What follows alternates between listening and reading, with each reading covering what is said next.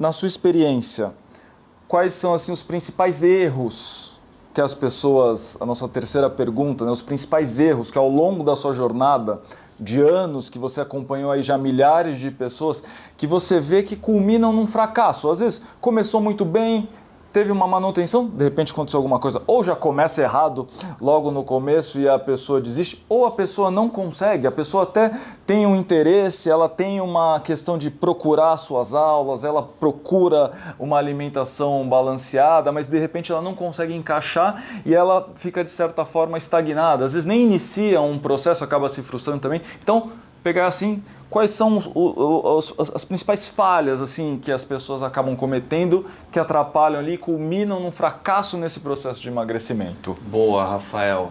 Eu não sei se quem está assistindo tem vivência treinando, porque eu acho que dá para a gente traçar um paralelo entre a evolução de um praticante e o processo de emagrecimento. Assim, o primeiro grande erro, é o erro gigantesco que eu vejo, é assim, a pessoa, na verdade, ela não tem uma meta, ela tem uma fantasia.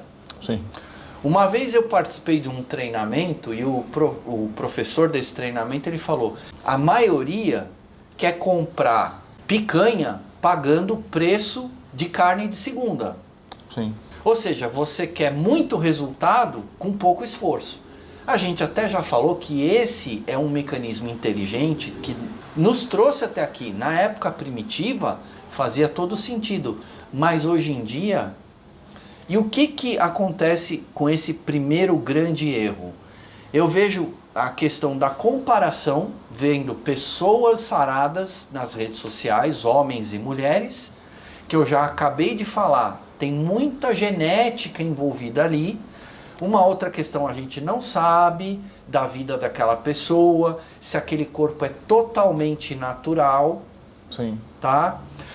Muitas dessas pessoas, elas não abrem o quanto de treino que elas fazem. Elas mostram fazendo exercício, mas quantas vezes por semana, quantas séries, em qual intensidade. A alimentação, pouquíssimas abrem o que ela realmente come e deixa de comer. E a gente não sabe se ali no vestiário rola uma injeçãozinha. Eu sempre dou o benefício da dúvida em relação a esses recursos farmacológicos. Mas vamos imaginar que seja natural, que a pessoa seja natural. Ainda assim, a gente está falando de genética e a gente não tem os dados referentes aos treinos. Então, e aí a pessoa olha e fala, não, ela fez ali 10 flexões e 10 agachamentos. Se eu fizer aquilo todo dia, eu vou ficar igual.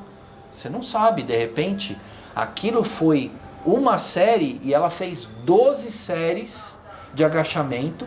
Ela não fez só agachamento com o peso do corpo, ela fez com barra nas costas, com mais 50 quilos de cada lado, ela fez mais não sei o que. No dia anterior ela fez o HIIT ou uma outra coisa. Ela não abre a geladeira dela pra gente ver o que ela come, não tá lá. Não tá lá. E aí eu falei de traçar o paralelo, né, com o praticante.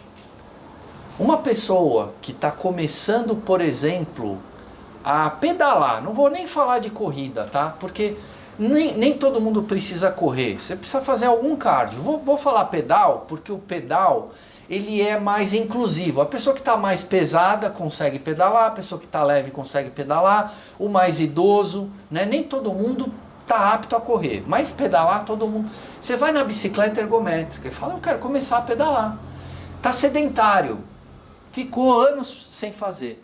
Quando sobe na bicicleta e começa a pedalar, vai pedalar a 40 watts.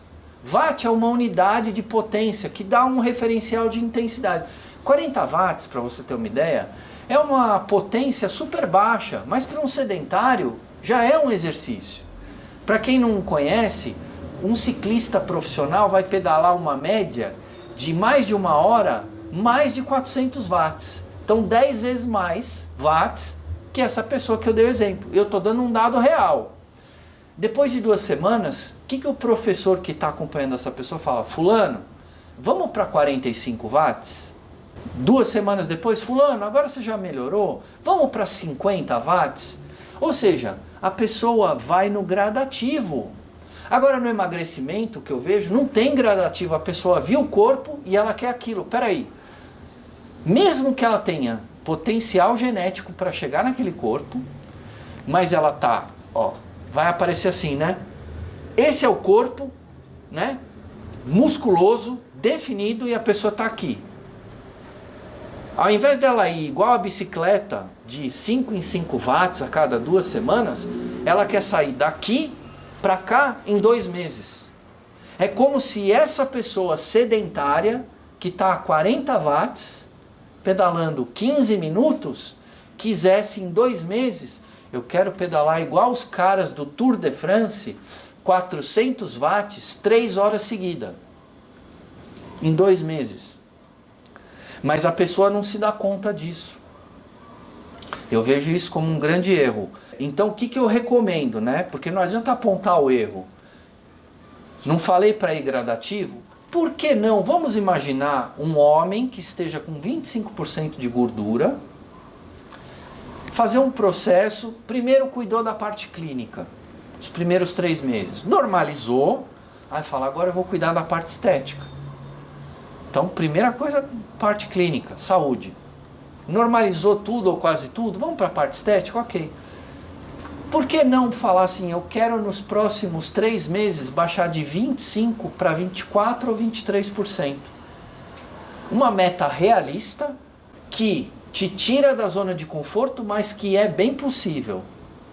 E por que não pensar, eu quero aumentar de meio quilo a 1 quilo a minha massa muscular? Se o profissional, se o médico que te avaliou, nutricionista, se você já não tiver a massa muscular no nível adequado. Se tiver, ok. Mas normalmente está defasada, para menos. Então, por que não? Eu vou aumentar meio quilo. E a pessoa faz a próxima avaliação e aí conversa de novo. Ah, olha, eu diminuí, estou com 23,5% de gordura, estava com 25%. Ah, olha, minha massa muscular, eu aumentei meio quilo. Qual é a próxima etapa? Médico, nutricionista, professor. A pessoa estabelece, você não tem condição técnica de avaliar. Como eu disse, nem os estudos mostram previsibilidade em relação ao resultado.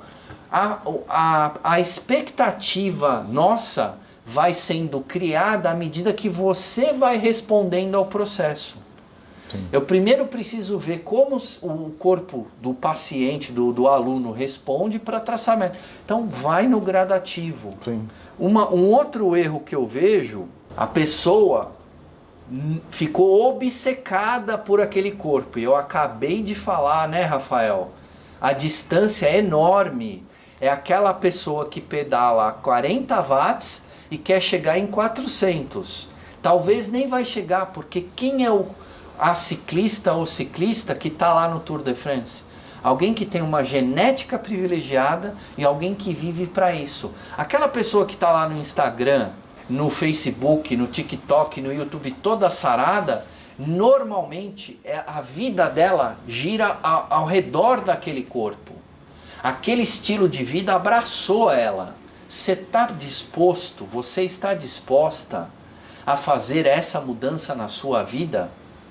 Eu chego para o meu aluno e falo, ó, de novo, né, como a câmera está de lado, eu falo assim, o que você quer de resultado, de corpo, de transformação, está aqui. Só que você está fazendo, ó, eu vou dar até o exemplo aqui. O que você quer de esforço, está aqui. O que você está fazendo, ó, está aqui. Olha a distância em termos de inclinação do gráfico. Você está muito abaixo, ó. Tem aluna que fica muito bravo comigo. Não, mas eu estou me esforçando. Não o suficiente. E eu já falei, ó, para isso precisa de tantas horas por semana de treino. A tua alimentação, pelo que você me conta, é muita exceção. É muito escorregada. Então, muitas vezes, a pessoa estabelece uma meta que ela até consegue alcançar, mas aí a gente apresenta a conta e ela não quer pagar. Isso está acontecendo com você? Agora, quando você vai por etapas, eu já acho que fica mais legal, porque eu vou falar de novo do atleta, né, do praticante, O ciclista que estava pedalando a 40 watts e agora já está pedalando a 120, ele fala, legal, eu já melhorei, eu já consigo sair na rua e dar uma pedalada de 1 hora, eu já consigo pegar uma subida e não descer da bicicleta. Agora, quando você põe só uma meta lá longe para transformar seu corpo, cadê?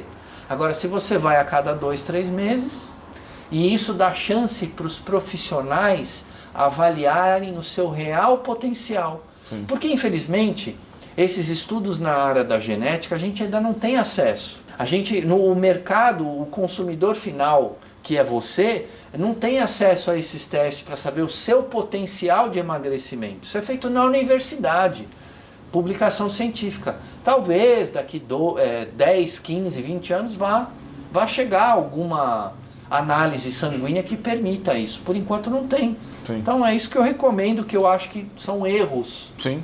Né? Sim. Já diminui muito os ruídos. Sim. Qual é o ruído? O paciente, o aluno está lá reclamando, insatisfeito, o profissional está tentando explicar e fica aquele ruído, ninguém se entende. Sim. Interessante, né, a gente pensar nisso, porque esses erros, né, quando a gente pega um profissional da área que atua diariamente, tem a prática do atendimento, é um praticante de atividades físicas e é um estudioso, e esses erros, né, eles te atrapalham, eles interrompem o seu desenvolvimento, caindo na desmotivação.